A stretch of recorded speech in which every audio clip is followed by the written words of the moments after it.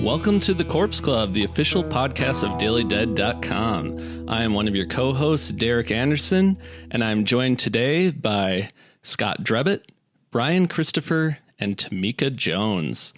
Today we are going to dive into one of the recent releases, one of the big movies. I guess you could call it one of the biggest horror movies of the year so far, and that is Leigh Whannell's The Invisible Man. So this movie has definitely left an imprint on the box office.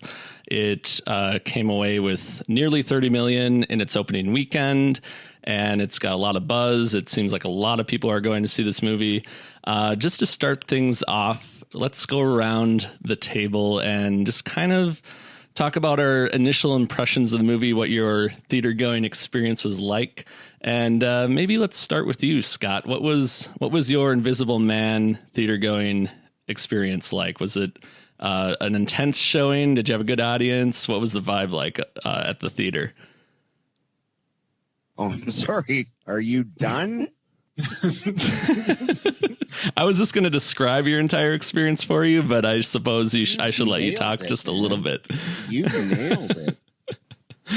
No, I went on a Tuesday afternoon early, so there wasn't a lot of people there, but that was fantastic. And you mentioned it brought in nearly 30 million, which is fantastic, but only on a budget of 7. And if Leigh Whannell can take $7 million and make a movie that has a fairly sizable scope like this and a polish, then man, I hope it's setting a great example, because we need more movies that are really, low budget and high gain like this are terrific. I can't believe that was only $7 million. I had no idea the budget was that low. You would not know it to look at it. He is so good at making a tiny, like he did the same thing with Upgrade. It was a tiny budget, and he's so good at just making it look like, 10 times that. Yeah, the production design alone looks so expensive, like in the laboratory scenes, that I was thinking, even while watching, I'm like, really? This is a Blumhouse budget? This looks a little more like a full-on Universal 100 million plus budget. So that I think they did a really good job really squeezing the dollar even more than usual on this movie. But Bryan, what was your theater going experience like? Was the crowd really into it? Did you have anybody yelling at the screen or anything like that, or was everyone nobody yelling, kind of immersed? Okay. It was a Saturday matinee, so it was fairly low key. A little worried because people were a little chatty before things got started, but everybody settled down for the most part. Everybody seemed to be pretty well intent on the movie, which I can't say the same for the last couple of experiences I've had. So it was nice to have everybody be there and kind of, be drawn into the movie, which is, I guess, a testament to Leigh Whannell's talent, because everybody was pretty entranced. So it was a good experience, and obviously, with good reason, because it was definitely a great movie. Yes, yeah, definitely seemed to have, like, my screening too. It was almost a sold out theater. It seemed like everyone was just really immersed in it, but they were very vocal at the right times too. It felt almost like seeing a movie back in the day when I don't know, it just feels like going back to like action movies or things like that, even horror movies back in the 2000s. It seemed like audiences were more vocal. I don't know if that was because there was no cell phones, and now I really don't know what the recipe is there, but it just seemed like such a great movie-going experience. And like when you are actually kind of like almost cheering for the main character, it seemed like it had that kind of a vibe to it. Tamika, what was your experience like? Was it a pretty memorable screening for you? No, because I bootlegged the movie. No, I'm just kidding. I would would never do such a thing. Now, if this was like when I didn't know any better, like in, I don't know, like during like Napster or whatever, LimeWire. The hacker days. The hacker, yes. Sadly, I feel robbed of a really cool theater experience, because normally I have a really cool story about somebody usually spilling something on me, like their popcorn or whatever. But I saw it. It was like a Saturday morning. And I sadly was like maybe just like one of 4 people in the theater. So it's really cool to learn that the movie, made a lot of money on its opening weekend, because I try to gauge how well I think a movie is going to do by how many people are in the theater and how many people I hear talking about it. So I heard a lot of people talking about it, but there was like hardly anyone in my screening. It was like a Saturday morning kind of vibe, like a little less crowds. It was like 11, and like sometimes it is packed. So I don't know. There's a lot going on. There could be a lot of factors for that, but I wanted to be like, obviously I didn't want people to like talk or anything. That gets on my nerves, but I missed like the gasping and the screaming and throwing things, but I still had a really good time. I really enjoyed the movie, but I gotta say that if you don't really think, I'm sure we're gonna get into this later, but I think you can have like the best time if you try not to like think about certain things so hard. So if maybe you guys know what I'm getting at. Some of the science, well, possibly. We'll get to that for sure. Yeah. You know me. I like to get into the entire movie within the first 10 minutes of the podcast, but true. Since I'm the entire movie, since I've been entrusted to keep the ship on course, I'm going to try not to sink it, but can't make any promises. Where's your like 1-for-1 synopsis where it's like literally the entire length of the movie? Yeah, usually I just read the Wikipedia page.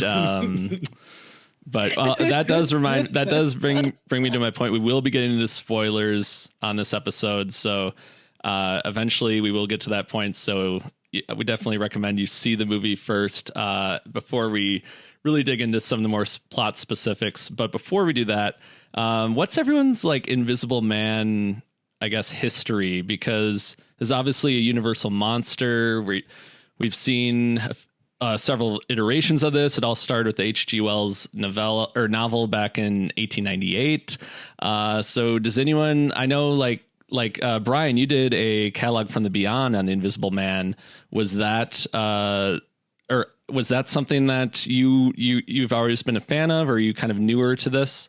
I only watched it for the first time for the catalog entry I did on it. And to be honest, it's actually, of the ones I've seen, my favorite Universal monster movie.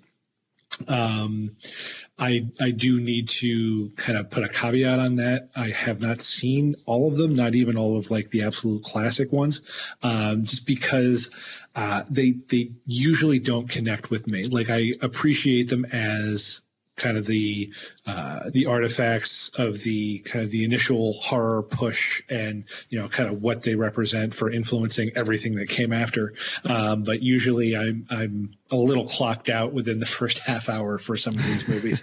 But that was not the case with the original Invisible Man, just because it had a lot of personality that I didn't see in other movies. It had some dark humor. Claude Rains was really bringing some personality to it, where I kind of feel like he was the precursor to like your Freddy Kruegers and the folks who bring a little kind of panache to their villainy. He was enjoying himself, both the character and I think the actor was having fun kind of doing his thing, even though apparently to get some of the effects.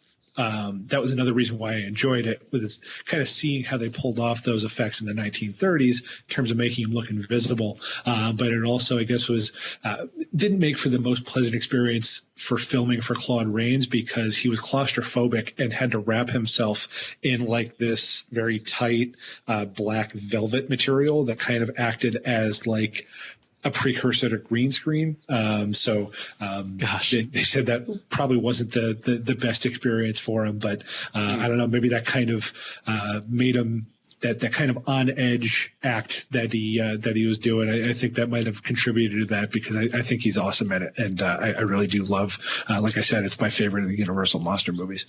Well, of the ones I've seen, it's certainly one of my favorites. Excuse me. I think I like Bride of Frankenstein even a little bit more. But this one, what I like about this one and why I find it different than the others I've seen is that it's mean. Right? It goes there.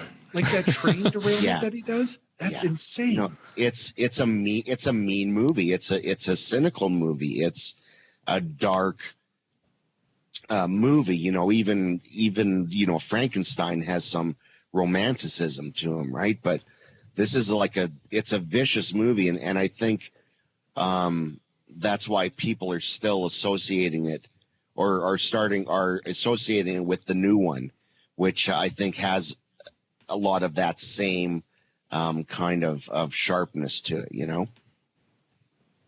Yeah. Oh. No, you go for it. Yeah.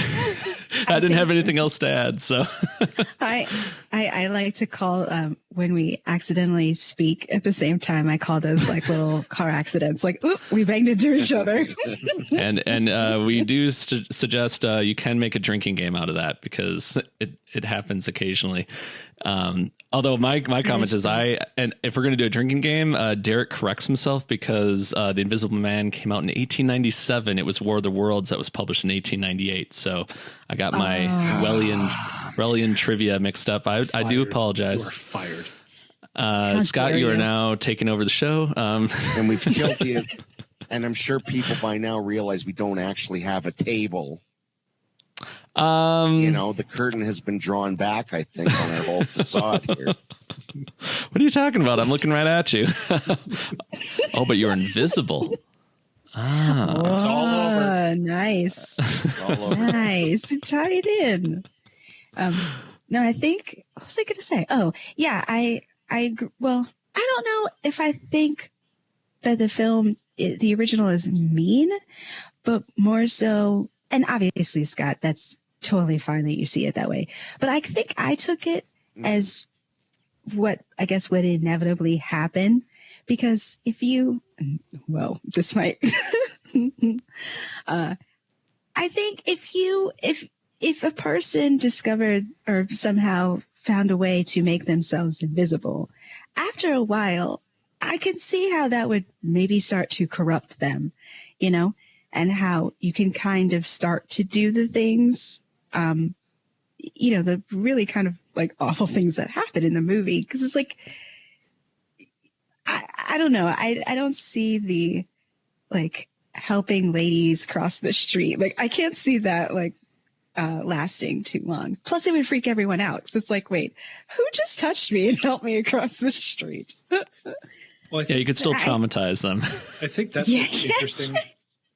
I think that's what's interesting about the remake, because in most cases with the original Invisible Man and a lot of movies where they kind of tackle the invisibility trope, thinking about things like Hollow Man and stuff like that, they kind of talk about it as someone who might have some flaws but is corrupted by the invisibility. Usually they'll incorporate some aspect of like the process that also corrupts them. Like in the original Invisible Man, there's like one of the chemicals kind of drives him insane, in addition to the absolute power of being invisible corrupting him. I think what I appreciated about the Invisible Man remake was that this person is already absolutely repugnant. Like, he is an awful person just from go. And so it's not the invisibility that does it. The invisibility is just another tool that he employs to be an awful person. So it was an interesting new take that I thought Whannell brought to the story. And also, by doing that, he's had the bad guy, instead of having his arc go over the length of a movie, his arc is done when he starts, which then forces our POV to go to our heroine, which is a reversal of the original, right? In the original, it was from his point of view. In this one, that's already been played out, and now it's the victim's point of view. And that was really fascinating to me. Which is also, it's amazing that they've never done that before, because the scares in a movie like this are derived from seeing it from the person's point of view who doesn't know what's going on. So to usually be following the invisible person is kind of a wasted opportunity. So it's another kind of another point for Whannell for kind of taking this remake and doing something new with it, and something that really made it a scary watch by putting us in the point of view of the person being affected by the Invisible Man rather than the Invisible Man himself. Yeah, I think that is kind of the genius of this movie, and it kind of reminded me a little bit of Hollow Man from Paul Verhoeven years ago. But just even more though, I mean, this is way more. I think there's definitely a lot to dissect here, and I think it makes it even scarier when you are seeing it through Elisabeth Moss's eyes, and you don't know like what is real, like where is Oliver Jackson Cohen's character, where is her abusive ex, and it's that kind of. I get more ambiguity to the story. It's almost, it kind of creates an unreliable narrator, although we definitely know that she's not exactly crazy just from seeing her home life a little more than the people around her. But yeah, it's kind of fascinating how he was able to take something like this. And I think this bodes really well for like the whole new Universal Monsters universe. If they want to, like, if they're really opening the doors to bring new approaches to these classic stories, this is the way to do it. I think this is like I think this is going to open so many doors for so many different types of stories like this that are so contemporary and relevant, and yet they're still telling this timeless tale too. Yeah, well, I think, when it comes to Blumhouse, I mean, Jason Blum is like the Roger Corman of our time in horror. Low cost, high quality, and that's because he brings on interesting filmmakers, right? Not every one of them works, but when they do work, oh boy, it just shows that, a good movie is a good movie no matter how much it costs. And when audiences can react to it, which they are, I think, quite strongly, even with this new one, it really bodes well for the future, hopefully. And I think whoever, if they're going to keep going with this model for the Universal Monster movies, whoever did the casting for this, and I would have to imagine it's the same person who did the casting for Upgrade, like that is such a big part of how they're able to make these small budgets seem so much bigger and so much more compelling, because the people in them are committed. Logan Marshall Green in Upgrade was absolutely committed to the premise and, brought a sense of reality to it. And that times 1,000 for Elisabeth Moss in The Invisible Man. Like, this is essentially a one-woman show, and she 100% carries it on her shoulders. Yeah. Are we still spoiler free, Derek? I think we can cross into spoiler-filled waters at this point. Because since we're going to start diving into the film a little bit more, I think this is the point of no return. If you have not seen the movie, go back, go to the cinema, and then come back, and we'll wait for you. And otherwise, let us continue this discussion, and feel free to talk freely about any Invisible Man spoilers. All right. So, but if we had any spoilers, I can't believe it turned out to be an alien the whole time. I know, right? Oh my gosh! I'm telling you though, if we did have spoilers, that was quite the introduction. As I dissipate into the darkness after this foreboding message. I don't know why I always seem to do like Vincent Price segues when I'm hosting here. So, but you mentioned Elisabeth Moss, and she is phenomenal. I know last year we got to see her in Jordan Peele's Us in a supporting role, and I thought she was really brilliant in the more limited screen time that she had, like in the beach house, and the whole Beach Boys scene I thought was one of the best scenes of a horror movie last year. But obviously she's been doing this for a long time. Handmaid's Tale. I mean, it seems like no matter what she does, she just brings it to the next level. And I think she's so perfect to play Cecilia because she just has a way of, like you said, getting so into the role. And yet you can almost see like how this life has really gotten under her skin, and like people just don't know if they can really trust her. Like she's good at playing someone who everyone thinks is crazy but actually isn't. I mean, it's such a complex role, but I think she really walks that tightrope well. Do y'all think that she's on par to maybe get some recognition by the end of the year? I think no, so. Just because she's in the wrong genre for that. Well, also true. But we'll recognize her. She's so compelling on Handmaid's Tale, though, you know? So I think with this, she can really only go up. At least I hope so anyway. Because it is really, really tough to carry a role like this on your own, basically. And because it's so nuanced, you know? Like she has to hold up the suspense for, you know, almost 2 hours. Like, is she like, is like, you know, her partner like invisible? Is this all in her mind? And then that kind of plays into, you know, gaslighting, which I absolutely hate, and feeling alone. And that just only makes, you know, what she's experiencing that much worse, you know? And it's hard. I imagine it's really tough to keep that going, like keep that energy and that tension going for so long. So I hope so. I want to see her in like 3 more things. I want her to be like the new Rock, The Rock. I want her to be in like 3 more things this year. No, I think it's just to start. It's a really well developed character. She's a good person, but she does have flaws. She, you know, that there's a vulnerability that she brings out, even though it's a strong character, which is completely necessary for the suspense to be fully brought.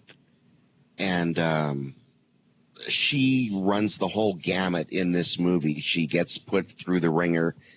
So there's not only fear, but there's, well, it's mostly fear, but it's anger, so much righteous anger, which I think is the most important thing that comes through.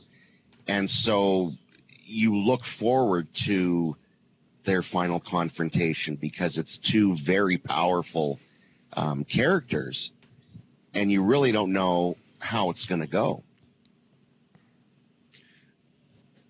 Yeah, it's a very unpredictable match. Like even when she knows, like we see early on, she throws the paint on Adrian, and we can kind of see like she figures out ways to make him visible.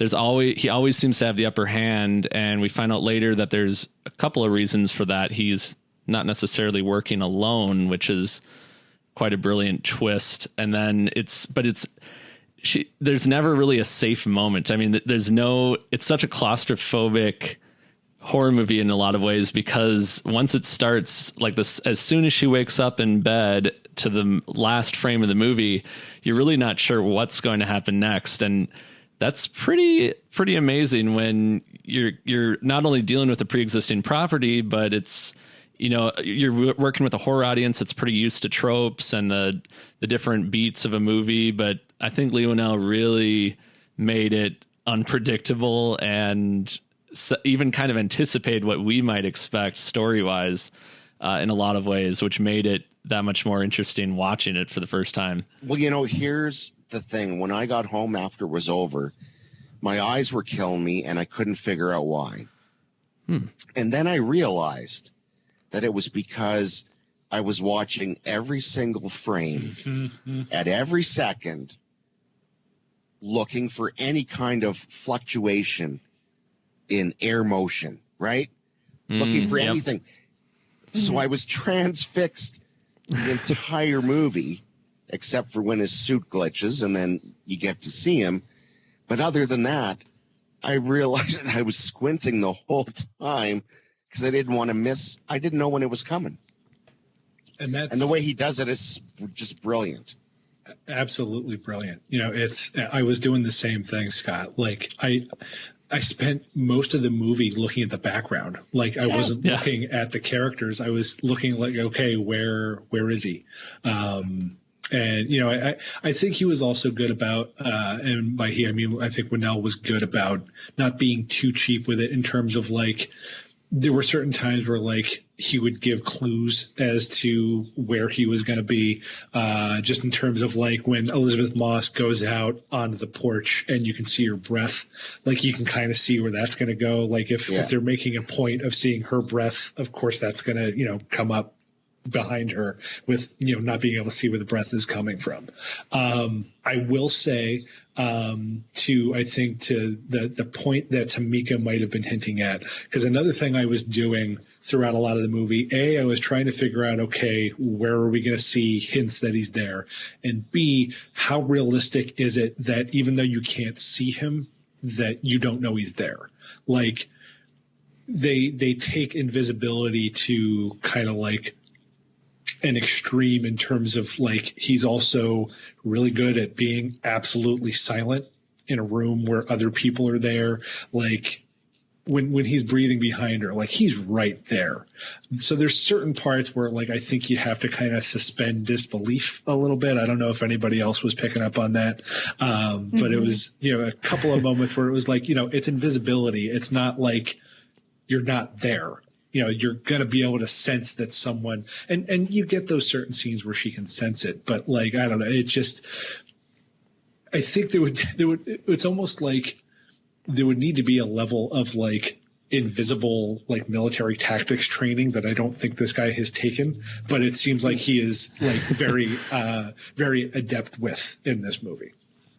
Okay. But you know what? That's like, someone who watches a Bugs Bunny cartoon and when he, falls straight down and survives, and then someone goes, "Oh, right, I'm sure that could happen. Like he'd still be alive." My point is, he's invisible. We've already crossed the threshold. I don't need my Michael Crichton science, dwelt on for me. And I think that's another thing. Seriously, though, that I love about this movie is Leigh Whannell is such a big fan of the B movie aesthetic, the Roger Corman aesthetic. He doesn't tell us how the suit works. Mm-hmm. He shows us the suit, and we're just supposed to piece it together, which is awesome. That's how you save $30 million right there.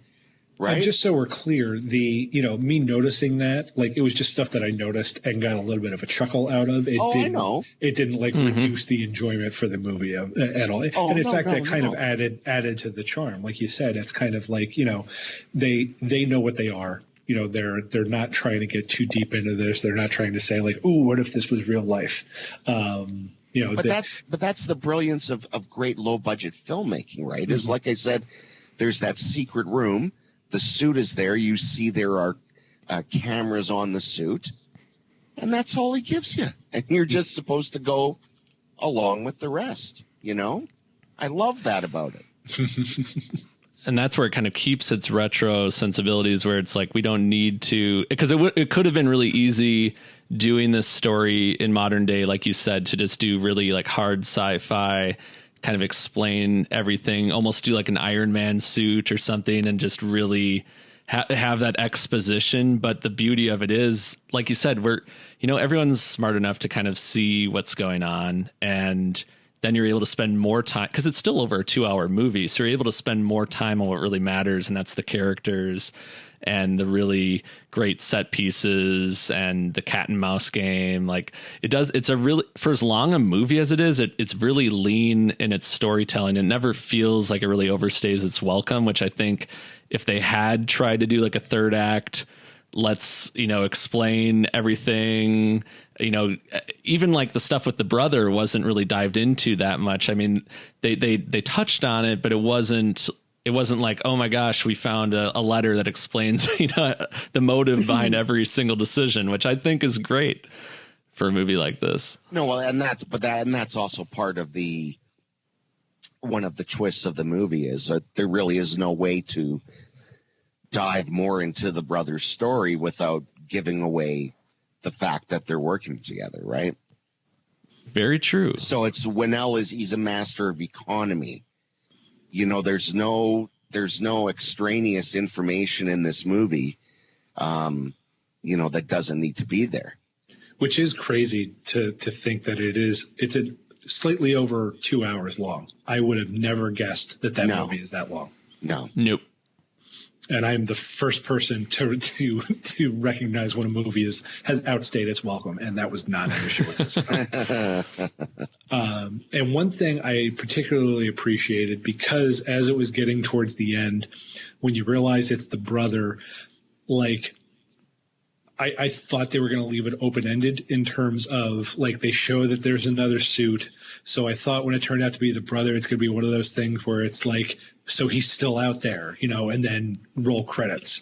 I appreciate that they went that extra step to give it a definitive ending.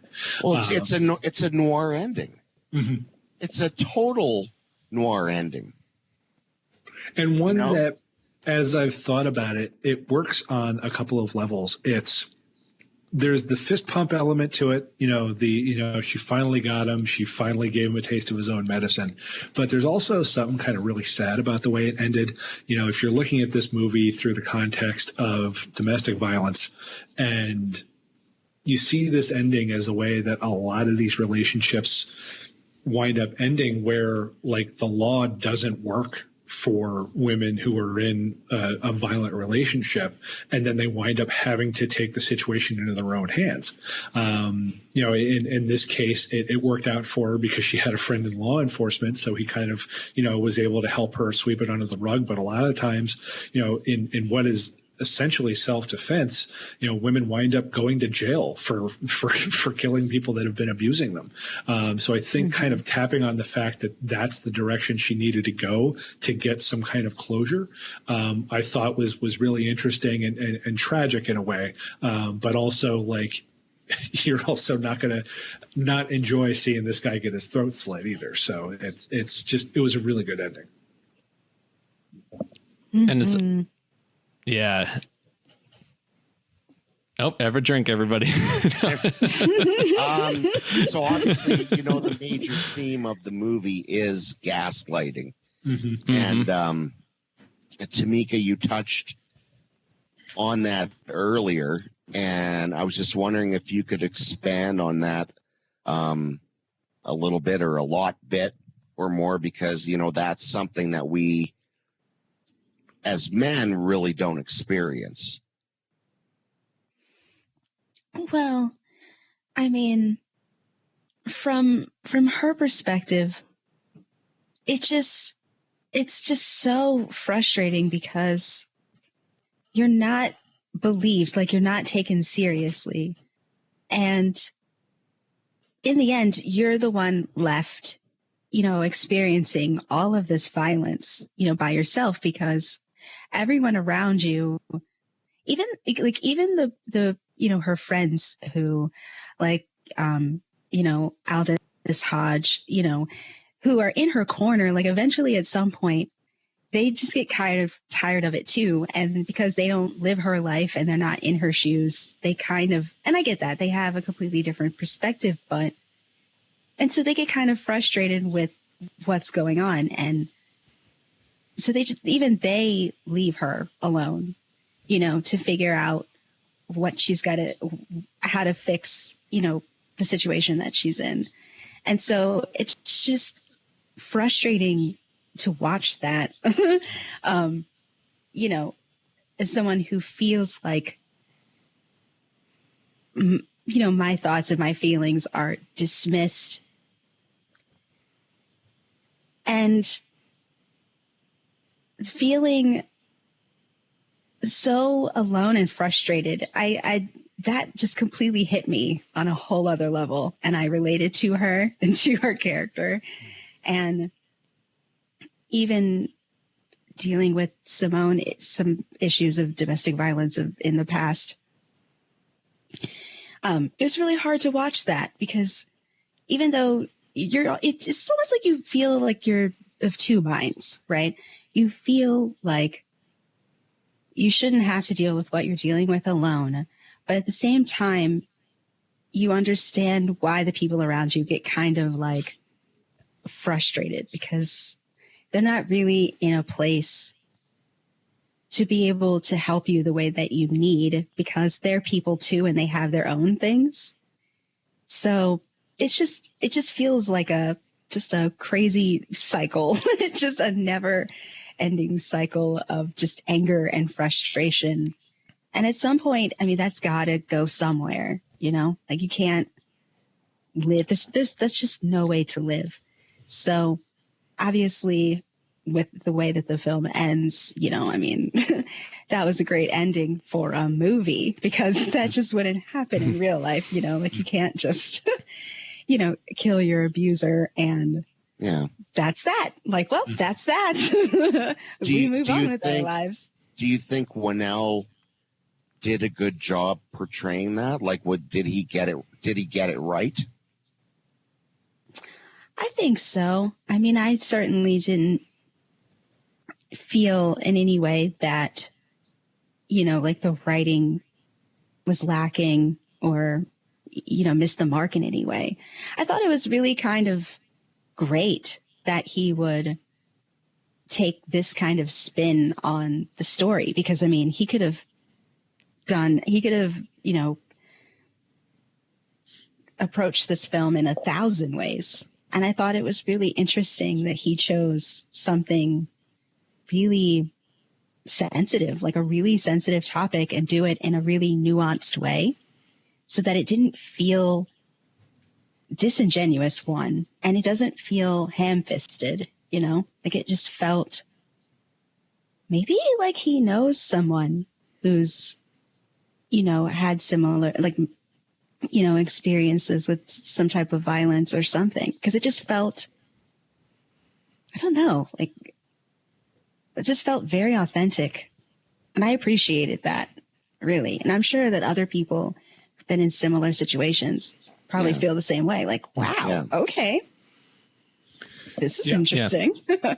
I'll be honest. I was nervous going into this movie because I had heard so much about how it relates to domestic violence and gaslighting. And it's kind of one of those things where, you know, I've been fortunate to have not had that experience, especially with gaslighting, but those kinds of stories like gaslighting, but also just like movies where people are either like framed or are in a situation where everybody thinks they're the bad guy, for whatever reason, like really gets under my skin and kind of like makes me really anxious.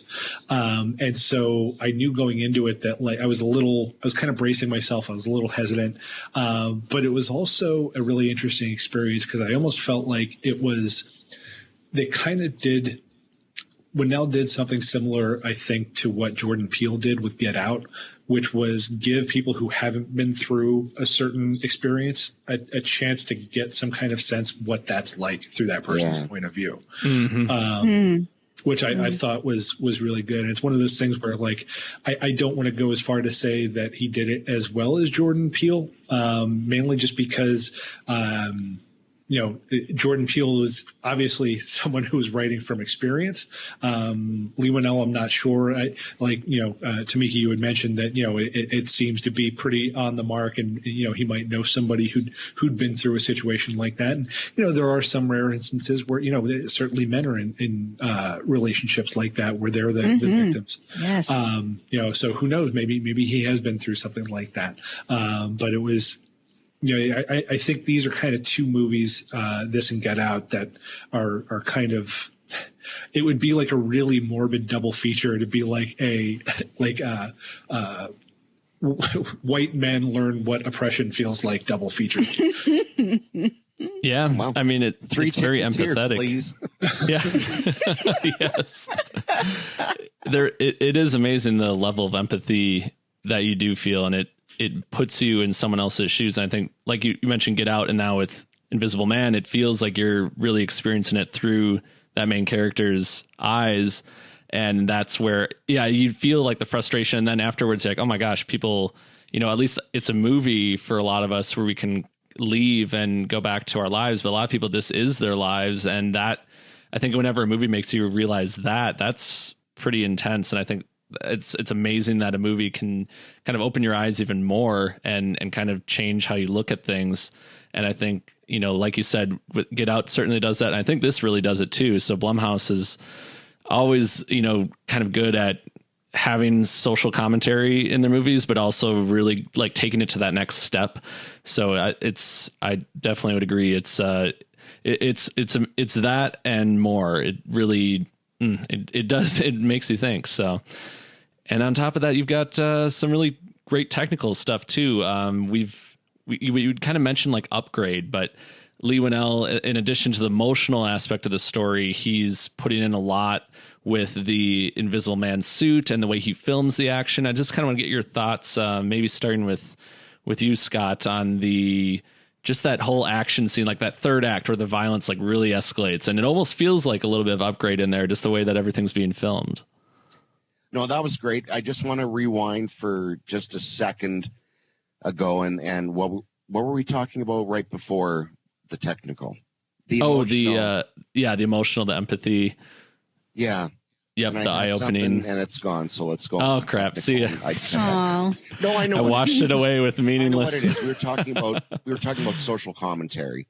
Yes. And so those words to me can sound like medicine. Bad, cold medicine on your tongue when it's done poorly. Right? And I mean, Get Out and The Invisible Man are both cases where, it's not rammed down your throat like some kind of PSA. It's done in a clever, artful way that isn't preaching to you. It's telling you everything you need to know through story, So sometimes when it works out right, the medicine tastes really, really good.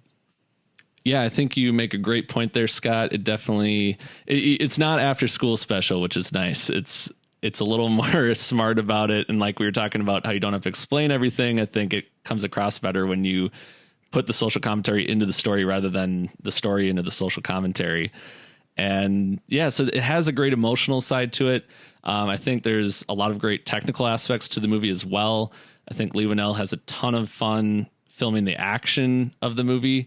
What did you guys think about like the whole third act? Because that's when it really goes bonkers. We have the hospital scene that I think is it's almost comedic how many people end up getting into that fight. But what did y'all think of the action, particularly towards the end of the movie? I would say even before the hospital scene, the big showstopper for me is the scene where they kind of first, and by they I mean Elisabeth Moss and Elisabeth Moss character and Adrian. I'm mixing actors and character names.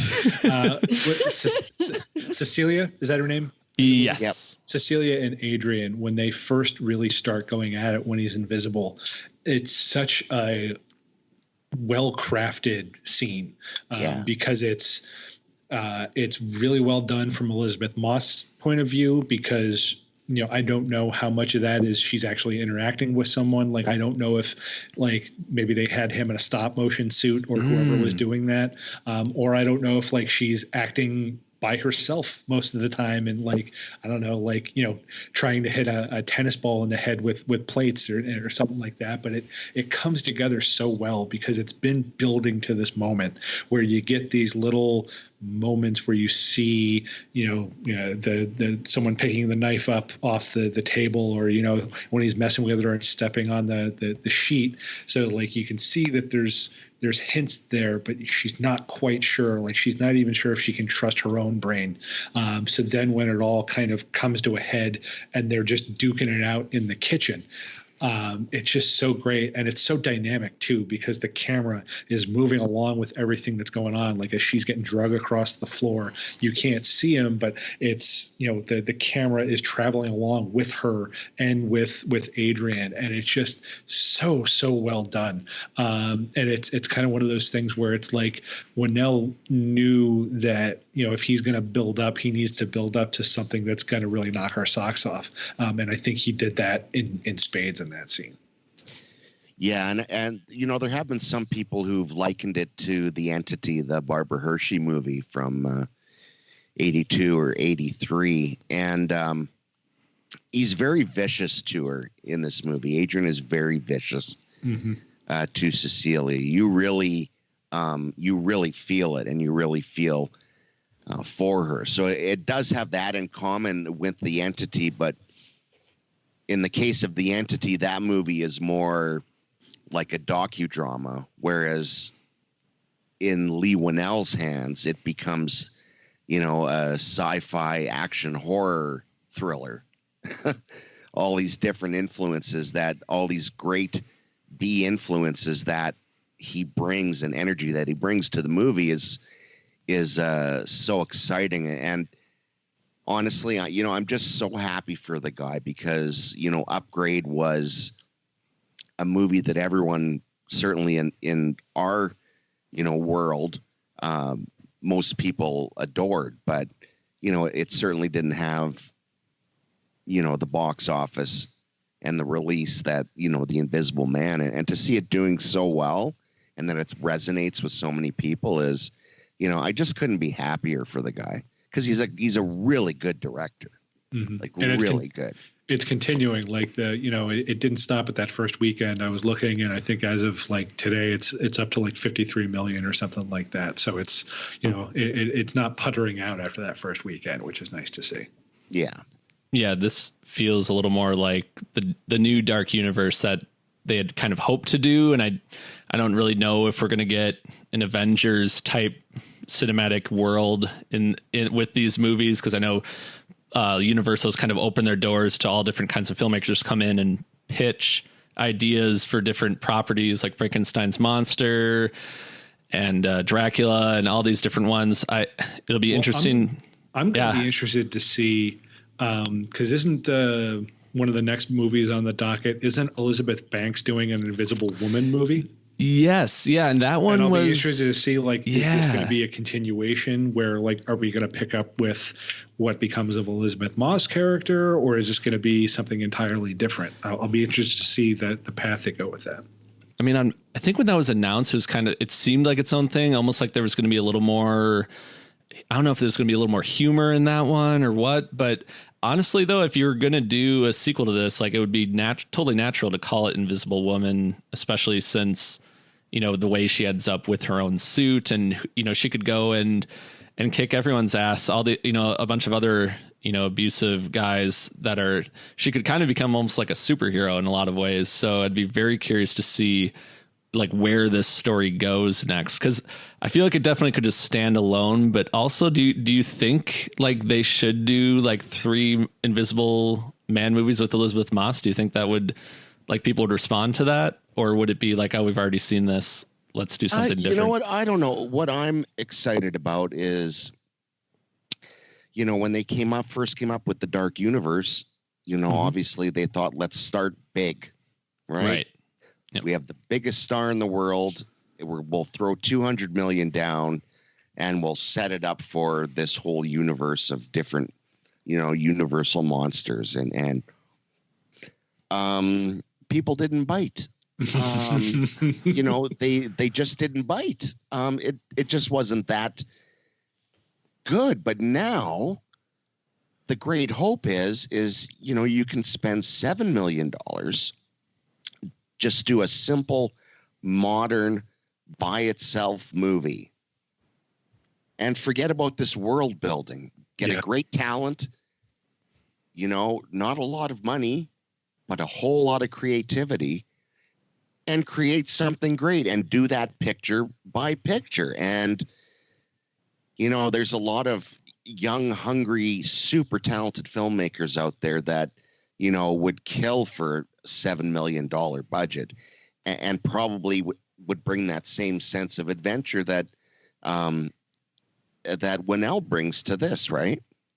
Yeah, Universal, it was almost like they made the same mistake that Warner Brothers did, where they kind of tried to jump in front of the line with the whole world building thing. Totally. Forgetting the fact that even when Marvel did it, they started off with a singular entity. They started off with Iron Man, and they really only made it about that. They had that minor hint at the end, but they didn't try and already start with like, there's this whole, world of people that are going to come together, like DC did with trying to do like Justice League right away. And, that was the mistake I think Universal made by having, trying to bring all these elements in one movie already, where there's the Mummy, but there's also the aspects of like the Jekyll and Hyde thing that are already there. In this case with the Invisible Man, none of that could ever come to fruition in terms of like any kind of universe building. And this is still a super solid movie just all by itself. Yeah, it feels a little bit like a parallel to Iron Man like that. Tamika, what do you think? I definitely agree. I am kind of at a peak with world building. I'm a little burnt out. I think it's interesting that the Mummy didn't work the way that Universal thought it would, because if you think about Marvel, DC, and how studios approach, material like the Mummy and stuff like that, they kind of do think big, $150 million budget. It's like, no, you can make it small. You can make it really intimate and just kind of focus on, one really good character and one really good, aspect to a story, and put all of your attention into that. And I mean, we've seen it work, now Joker obviously had a budget that was larger than 7 million, but still, it's not connected to anything else, even though, yeah, they are using the Joker character, but, it's not connected to, the DC EU, I think it's called, or something like that. It's just its own thing. And I would be I'd be kind of bummed to see like Invisible Man Part 4, Electric Boogaloo, or I was like, no, this movie just works on its own, and it's so beautiful on its own. I don't know. I don't want it to connect to anything else. It would be particularly disappointing to watch a movie featuring invisible people doing breakdancing. I think that really wouldn't be a visual treat. You really don't need a budget for that, though. Good point. It's literally just like it's like a single shot on like the cardboard that's laid out, and you just like hear people say like, "Okay, now watch this." But we can do that one for $4 million. Right? Yeah, we can cut out a little bit of the budget, just a little bit. It's like $2 million on just like the boombox, a floating boombox. Like that's going to require a budget. Oh yeah, big time. 2 wires. $100,000. Oh my gosh! But I mean, do you guys think that there probably will be some sort of sequel because of how the film ends? Because I mean, it doesn't really have like this, like bow on it. It's not completely definitive. I was just going to say he's very dead. Right. Well, right. So unless you're going to make her the villain, which, would erase everything that this has done, or you have another Invisible Man come after, and she's like, next summer, Elisabeth Moss. Oh, not another one, and then she's on the hunt of another Invisible Man, and I don't think that would necessarily play. So I know. I think I don't know. I could see it as maybe like a vigilante story if she kind of makes it her job, because she has a lot of money now, She has the technology. Like maybe she hunts down people that are really abusive or just evil in general. And I guess I could kind of see it like that. And I also thought it was interesting, like at the end of the movie when Aldous Hodge's character James kind of looks at her, and he kind of does like, he looks at her and then he kind of looks at her again, and it's almost like he's trying to figure out like what's her next move, or like who has she become in a way. Even though I think he's mostly on board with everything. I think he definitely believes her now, but I'm kind of almost wondering like, oh, could there be more to that story? I'm not really sure, but it almost seemed like they were hinting at like, I don't know if he's 100% like sure of what to do with knowing that she's out there and that she might go kill more people even if they do deserve it. It's kind of an interesting thing how she just kind of has the suit in her bag, and you're like, oh man, they could do anything with that. But I honestly though, I almost feel like it would be fine if they didn't. And you know, it's a complete story, but it also has that potential, I guess, to go further. I say you write that fanfic, because I definitely got a definitive "the story's over" vibe from the movie myself. Well, I think like John or like Derek was saying, like they wouldn't have made a point to show that she still had that suit if they weren't trying to make a point of like there's something that could come of it. Now that doesn't necessarily mean that there needs to be a sequel that shows that. I do think they're trying to show like, you know, she's keeping it because she plans on using it in some capacity. Really? I thought they were just showing it so that he has a visual cue to look at to see that she in fact did it. That's where he looks in the bag, he sees the suit, and then he knows that she did it. Up until that point, he didn't know. He was asking what was happening. So I just thought that was a visual shortcut for them to acknowledge that he realized she did it. But I think to kind of like, I think to cut the cord on that, or to kind of like make it fully resolved, they would have found a way to like not have it be on her person when she left. I think that was a deliberate choice. Again, I don't think that's necessarily saying that Whannell did that with the idea in mind of like, okay, we're going to open this up for sequels. But I think just the fact that that's there and the fact that this is making money, the reality is that, you know, studios like making money. Hey, so if there's an opportunity to leverage that. Listen, anything can be, you know, they came out with Titanic 2.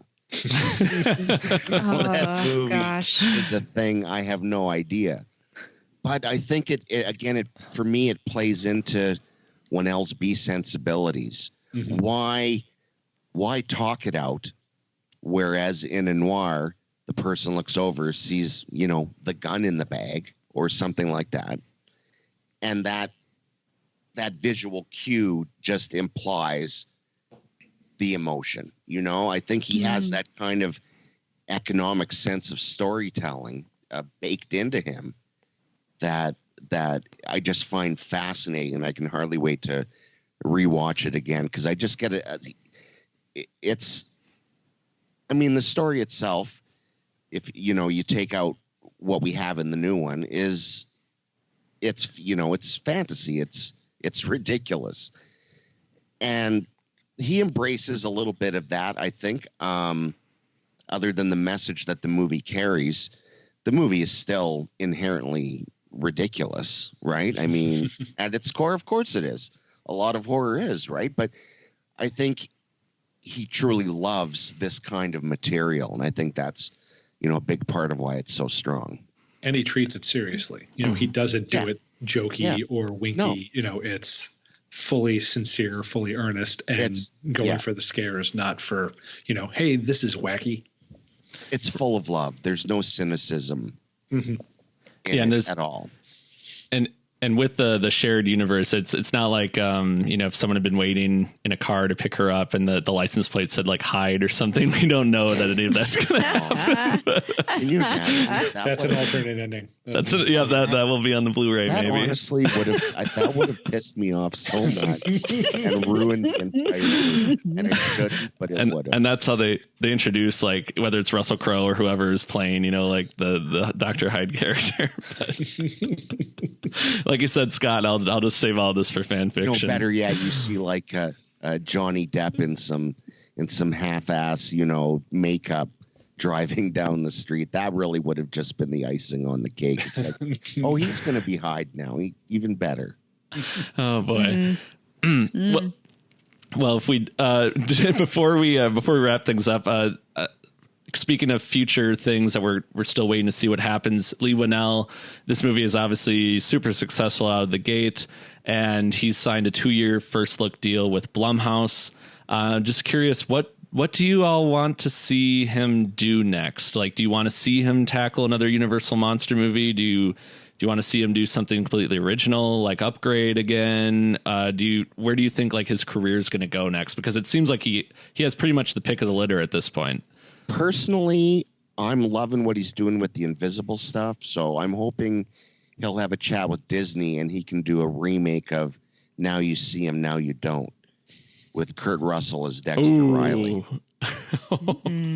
And Kurt Russell will still be in this one as Dexter Riley. Like it's kind of like H40, like Halloween, where it's just X amount of years later. That's right. Have you ever seen Now You See Him, Now You Don't? I have not, but I've seen you tweet about it. I've seen little clips on Twitter, and it looks delightful. Oh, they're wonderful. Can we just bring back, just do a series of reinvigorating, all the Kurt Russell Disney movies, The World's Strongest Man, The Computer Wore Tennis Shoes. Yeah, the whole Dexter Riley trilogy. Yeah. Wow. Yeah. There's your shared universe right there. The Rileyverse. No wonder Snake Plissken was so grizzled.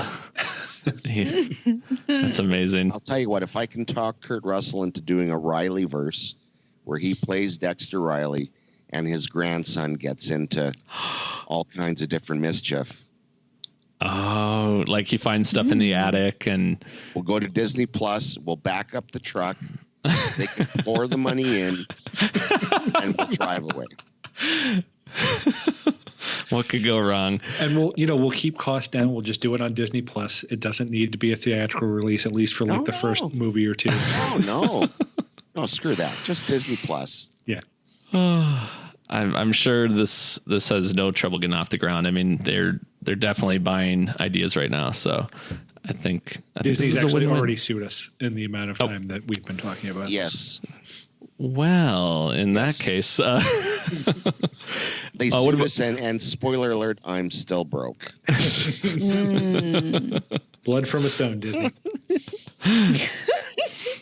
What about you, Tamika? Is there anything you want to see Leigh Whannell do next? Or are you just in line for whatever he does next, regardless of what it is? Oh yeah, I just want to see whatever he does next. But I did have a thought. I believe it was you, Derek, that brought up Snake Plissken, and they are going to do Escape from New York, I believe it is. He was attached to that at one point. Is it still on or is it off? I'm not 100% sure because it's been a little while since there was a concrete update. I know at one point, Robert Rodriguez was attached, and then Leigh Whannell was working on the script, but I don't know if, I think it's kind of one of those projects that's still up in the air. And I guess now I would have to imagine they'd want him to do it. I would think that it's up to him at this point, but that's kind of speculation. But that one is still up in the air. So at least as of February 1st, according to the Hollywood Reporter, according to the Hollywood Reporter, Leigh Whannell is the person they're tapping to do a remake. Nice. For Fox. Well, there we go. And I vaguely remember him mentioning something where he said, if I'm going to do this, if we're going to have to recast Snake Plissken, then we might as well do it with Wyatt Russell. Oh my gosh! Which I would totally be down for. Oh wow! We already got good. We got a taste of. He really is good too. Right? Like in Overlord, right? Overlord. He was doing his dad in Overlord. Phrasing. And I loved it. Totally was. It was total that his performance in that movie was completely a tribute to his dad, because you see him in other stuff like Goon. Oh God. And he's not he gives a totally different performance. But his look in Goon, I was did they pull Kurt Russell out of The Thing and put him in a hockey outfit? No kidding, right? And then, and then the Herb Brooks connection there too with Kurt Russell. But yeah, that would be very interesting. That would be interesting. Mm-hmm. Yeah, I'd like to see that. I think just see how it turns out. I don't know. My curiosity. Bryan, do you have any Leigh Whannell dream projects? Are you good with the Escape from New York? The more I think about it, the better I am with it. I'll be honest, of all of Carpenter stuff, for whatever reason, Escape from New York is one of the few that don't really hit me the way that it seems to connect with other people. So I'd be interested to see Whannell take a swing at it, especially if he does bring in Wyatt Russell as Pliskin. As long as he puts the chandelier on the car hood, I will be fine. That's the recasting I'm really worried about. Do we still get a chandelier in this digital age? You don't like Escape from New York? I thought it was fine. I don't know why everyone's laughing. Like Bryan said, he doesn't like Escape from New York. I want to know why. Hot take alert. It's just there's nothing wrong with it, but it's just one of those ones that doesn't like it. It doesn't leave me with that feeling that I get from most of Carpenter's other stuff, like Big Trouble in Little China, The Thing, The Fog. Those are movies like where I'm done, I'm just like, oh man, that was such a great meal. But after I'll do you one further. I actually like Escape from LA more than I like Escape from New York. Ooh, we got to do this on a Hot Takes episode. Come on, Kurt Russell and Peter Fonda surfboarding down a canal in L.A. And Bruce Campbell, right? Yes. I recorded the theme of Escape from New York on my boombox when I was a kid. And I would listen to it as a song because it kicks so much ass. Oh, I have that on multiple Spotify playlists. I love the theme song. Mm-hmm. The movie's perfect, and you need to go in a corner or something. I haven't decided yet. Do I need to get under the table that we don't actually have? But I'm very, very best. That's not for the public to know. We have a table. It's you just can't see it. It's invisible. And with that horrible joke, another episode of Corpse Club comes to an end.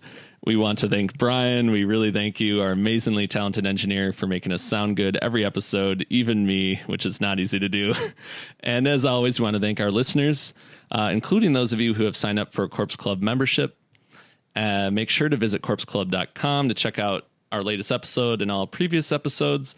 You can also sign up to become a member, which will give you access to all sorts of goodies, including the recent Stage Fright audio commentary by Bryan and Scott, along with some other fun things. So be sure to check that out.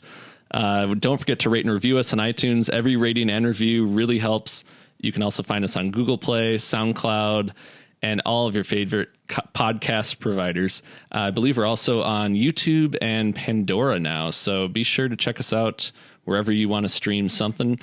If you want to get in touch, you can reach us anytime at contact@corpseclub.com or on Twitter @DailyDeadNews and on Instagram and Facebook under Corpse Club. Thanks again for listening, and until next time, stay scary.